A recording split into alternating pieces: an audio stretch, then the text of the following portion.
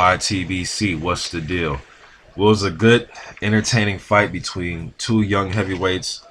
Good fight, really good fight. Anthony Joshua got Dillian Whyte out of there, minute 27 of the seventh round. Just before the fight, I noticed that Joshua elected to come out first. He just totally dismissed the coin toss. He wanted to come out first. They did introduce Dillian Whyte first, but Joshua was the one who came to the ring first. Um, this was for a British title, but it did have the feel of a world title fight. I was pumped up before the fight. The O2 Arena was jamming, man. The crowd was going crazy for the introductions.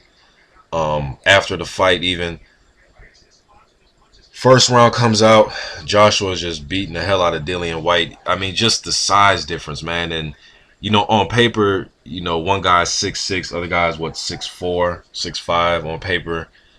But just when they in the ring, Joshua looked way bigger than Dillian Whyte. Just the muscle mass, the strength. When he hit him, Whyte head was snapping back with jabs and right hands. And I mean, he was just reacting to the punches. It was like two guys were in two different weight classes almost.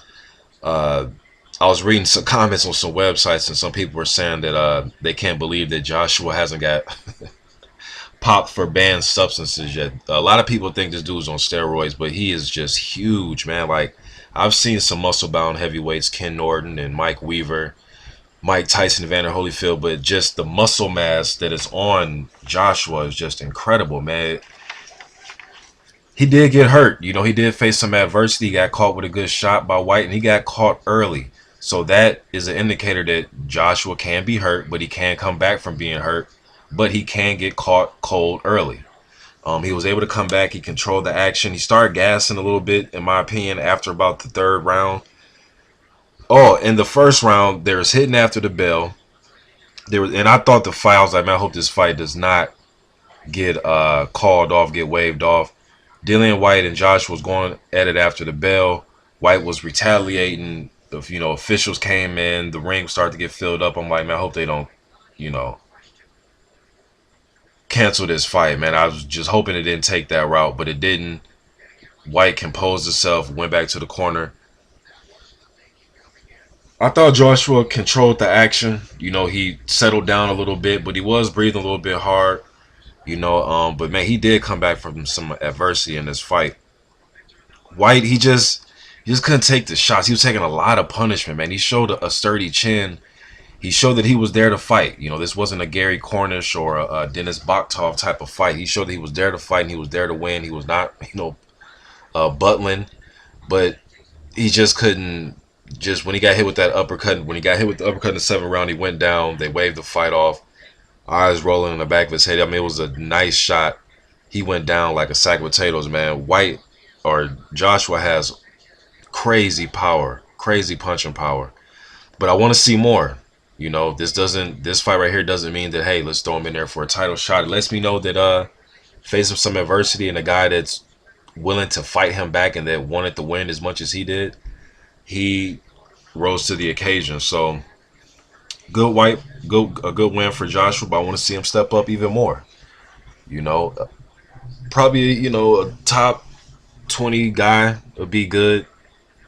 If I was playing matchmaker, I have him in there with all sorts of guys. Andy Ruiz Jr. is a guy. There's some American guys I would like to see him in there with, but Joseph Parker, I know maybe that's a matchup that's on the horizon, because Joseph Parker has a lot of guys that are ducking him right now. Guys that did not want to take fights with him: Lucas Brown, Mark Demore, Edmund Gerber, Erkin Tepper. There's like 8 or 9. Shannon Briggs. There's about 8 or 9 guys that turned down fights, lucrative fights, to fight Joseph Parker in New Zealand. So hopefully, Parker and Joshua, maybe that's the mega fight down the line. Also, David Haye was on the telecast, and they're talking about Haye and Joshua next year. Haye has a fight coming up with Mark Demore. We will see how he will do in that fight. I'll watch it, Joshua versus Haye, but let's see, what Haye has left. He's a 2-division champion. Let's see what he has left first, because if he gets in there half-stepping, he may get put to sleep versus Anthony Joshua. I want to see more Dillian Whyte, man. He showed heart. You know, he showed he can take a shot, and he showed he can deliver a shot. Jonathan Banks, that's Vladimir Klitschko's lost, and then now Dillian Whyte has lost. So it's a losing camp, losing trainer right now. But good fight. YTBC. I'm out.